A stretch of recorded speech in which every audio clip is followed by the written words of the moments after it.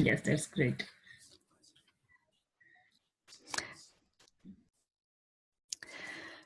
Good afternoon. Thank you for joining me for the second session in WHS401, Implement and Monitor WHS Policies, Procedures and Programs, which are designed to comply with the relevant state legislation. Today's focus is on topics 3, 4 and 5 of the learning resource. I'll have a quick overview of the unit again, the topics, look at the relevance for both Assessment 1 and Assessment 2, and some time for questions. So a refresher on the two assessments. So Assessment 1 is a report, and there's an emphasis here on researching the WHS legislation and evaluating how your organisation's WHS system operates. And that'll include reviewing policies and procedures that are in place in the organisation, and often there's not a lot of those, but also programs that are in place. So how does work health and safety happen in your workplace? Even if it's not documented, there might be some processes that, you know, if a hazard's identified, like we're going to a shopping centre, that there's a stand put out to indicate to users of the facilities that there's been a spill or the floor's wet or whatever. So looking at the programs and whether or not those are implemented in an effective way. So understanding the legislation is important. There's the Act, which doesn't tell you much about how things should happen. It talks about what's required, but the regulations and the codes of practice tell us how the system expects us to implement WHS. So where you've identified gaps, there'll be recommendations that you prepare based on your reading of the learning resource, the regulations, and indeed the codes of practice. Assessment 2 focuses on a training program to meet a WHS training need. So manual handling is a good one to look at. The program itself needs to have at least a component of coaching or mentoring, which is a beneficial way for adult learning. So there may be a off-the-job component that happens with role plays and things like that. How to lift objects, how to use a mop, or how to use the equipment. But then once back on the job, usually a coaching or mentoring component applies so that you can assess back on the job that a person is competent from the training. An agreement is written up for that, and a separate task there looks at incident reporting for an incident that happens in a case study that's presented. So they're the two assessments for the unit. The resources, of course, are in the resources tab on the OLS. Here's an example of topic 3 in the learning resource, but most of the information is contained in the document. So where the arrow's pointing to in each topic, you'll then have to download a document from the Essentials reading to find all of the information that relates to that topic. So 5 topics in all, and we're starting with topic 3 today. I probably talked ad nauseum about this particular resource that's on the OLS for you in the last session, but it does warrant referring to again. What we call the WHS Library, or formerly the TAFE Digital WHS Research Centre, is on the OLS in the Resources tab, and you will find the legislation for your state or territory in these tabs. So you can see highlighted there New South Wales, and beneath the information there that relates to New South Wales people, the changes to work cover, which is now Safe Work Australia. You'll see the codes of practice on the left-hand side, legislation in the centre, and underneath those headings, the jurisdiction introduced to Parliament. So when the Act was introduced to Parliament, when it was passed, and the date that the legislation was implemented. On the right, and there's more information, links to standards. We'll refer to standards and the duty of care generally, that a workplace has a duty of care through its PCBU, which is person conducting a business or undertaking, and then the managers and supervisors that work under direction from that PCBU that actually implement the policies and procedures and programs in the workplace. Also, reporting an injury, good information there on notifications. And Section 19, which is the primary section that we look at in this assessment, which is the primary duty of care. So that WHS library will be referred to by you throughout this unit. So what are the key messages for our learning here? Use the legislation. Become familiar with the legislation, the Act, the WHS regulations, or if you're in Victoria or Western Australia, they're still OHS, not WHS, and the codes of practice that are referred to. It's important to note that the PCBU, the person who has control of the business or undertaking, that person's duty of care liability moves down the organisational structure. So from the company directors to the managers, the supervisors and workers themselves, also they have a duty to follow reasonable instructions and to not cause unsafe situations in the workplace. Section 19, I think I've done that ad nauseum, and Division 4 of the Act looks at due diligence, and that means how the organisation needs to comply with the Act and its regulations by taking all possible precautions that are reasonable so that the cost would not bankrupt the organisation. It needs to be reasonable given the level of risk that's associated with the activity, ultimately to protect the health of workers, visitors, suppliers, courier, driving people, etc. And that a WHS management system is an effective way to ensure due diligence in the workplace.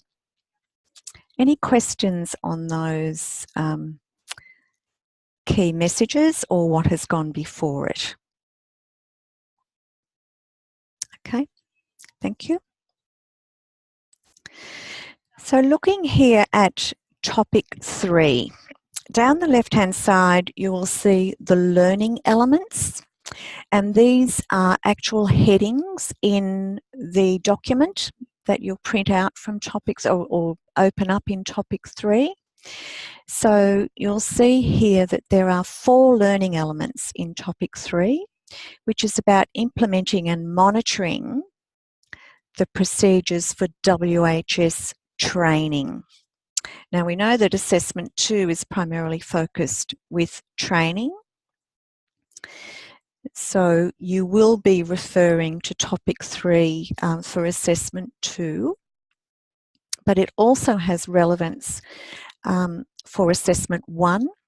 So part 2A G talks about training in terms of the obligations that are placed on the organisation to provide information, to provide instruction, to provide training for the workforce. So there is an obligation there for managers and supervisors to ensure that their staff receive appropriate training.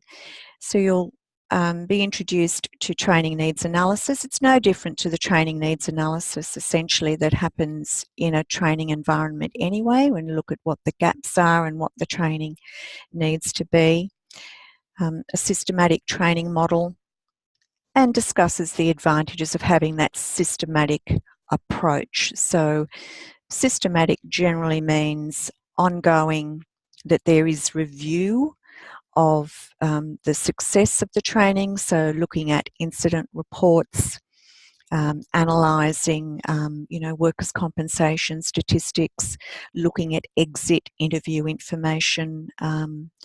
So all of that's about a systematic approach to analysing what you're doing, what the results of that are, and building in any improvements.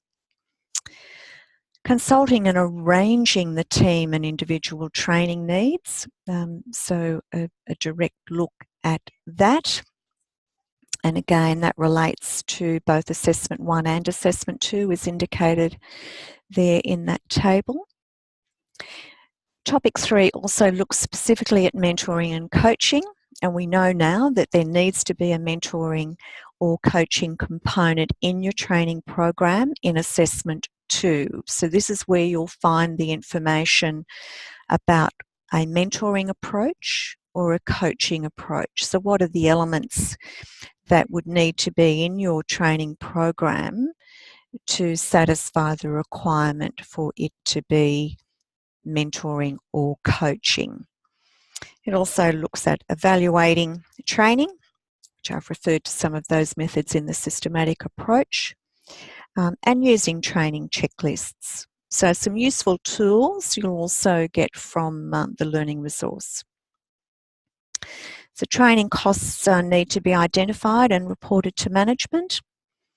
And it's a really small section in this topic, but you do need to answer a specific question on it in Assessment 2.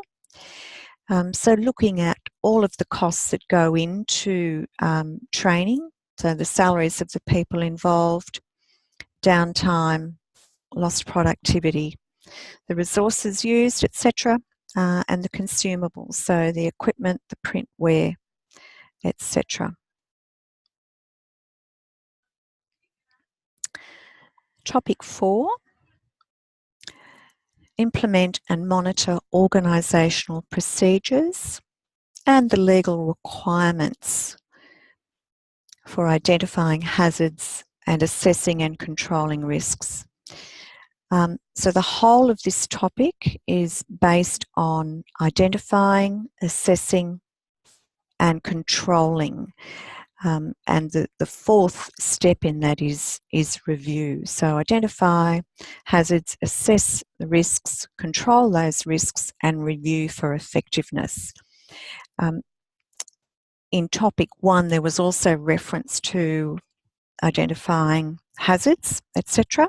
But this topic looks expressly at that, and it's a significant component of complying with the legislation. So manager's checklist, hazard reporting policy and procedures. That's not necessarily, an organisation may not necessarily have a separate policy and procedure. It may be part of their overall WHS policy and procedure.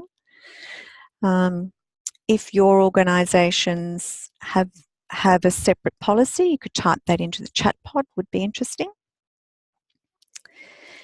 Procedure for identifying hazards, that needs to be systematic, regular and ongoing. So particularly for people that are working in a different workplace each day, the start of every shift should be looking to see what's changed in the workplace and therefore what risks may be there and how you need to control those risks. So people working in, providing domestic services or personal care services in private homes need to check each time they go in. There's occupational hygiene, and also how to report incidents and investigative procedures. So here we're primarily focused on assessment 1 for this assessment, both Part A and Part 2A and Part 2B for various components. Analysing the hazards.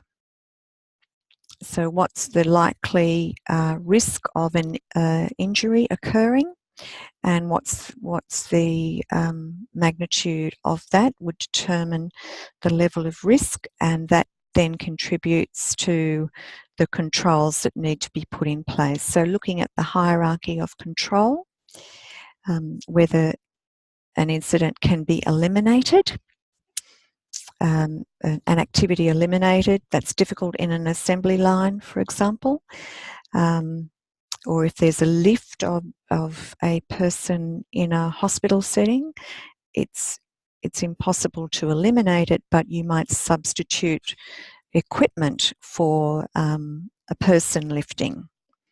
That may not be feasible in a paramedic situation. If they're trying to get someone out of a 4-story apartment where there aren't lifts, for example, have to look at how they can get the person out. So using that hierarchy of control to develop control measures that can minimise, if not eliminate the risk, minimise it. And ultimately here thinking about the practicality of those control measures. So is it reasonably practical to implement a particular control? Will the business still be able to function with that in place? So topic 4. Any questions? Feel free to type those in the chat pod.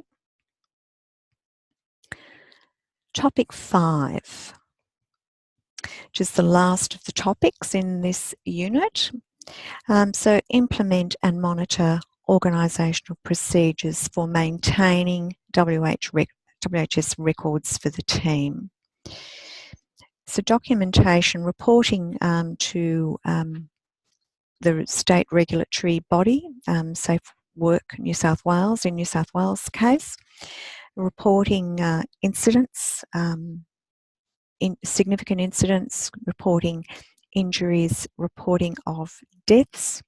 There are mandatory requirements on those and penalties associated with not reporting. So record keeping is critical. The first aid registers, there are injury registers, incident registers, all of those need to be in place, and you need to be familiar with what those are. There's also some information here on how you get the facts in an investigation. So if there's been an incident or an injury and people need to complete an incident report and an investigation is conducted, it's useful that people have an understanding of what information they need to provide.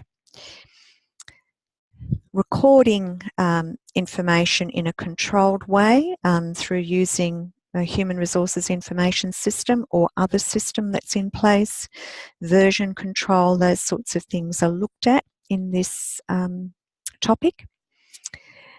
And then analysing the data and feeding that back into process improvement, the system improvement, as well as compliance. So this topic relates to Assessment 1 Part 2B, where the PCBU has obligations. It also relates to Task 2 in Assessment 2, where you do complete that incident report, so to better understand why you're doing that.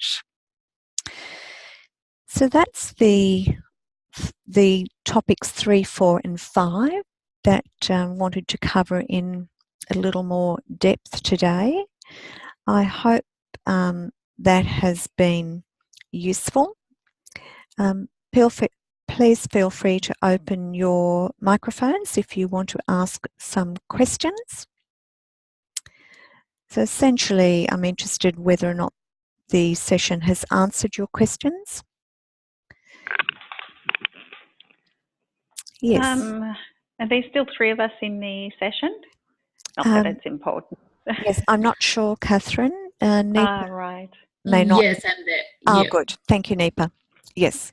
Yeah. I was just wondering if we could get a copy of the presentation. Is it somewhere available for us?